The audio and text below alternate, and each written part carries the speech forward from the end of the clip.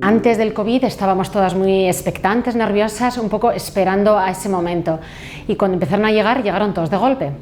Entonces yo creo que en el momento de cuando llegaron los pacientes y durante toda la fase posterior, mientras les estuvimos ingresados, yo creo que se vivió de una manera pues con compromiso, responsabilidad,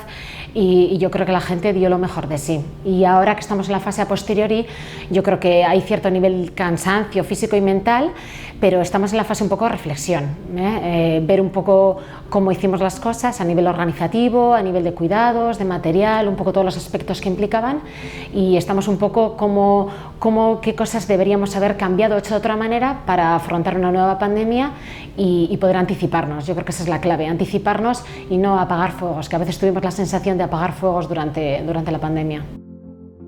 Otro momento, cuando se abrió el gimnasio, que para nosotros fue una unidad que dependía de nosotros, de la reanimación, y se abrió un poco para asumir los pacientes que necesitaban unidades de críticos,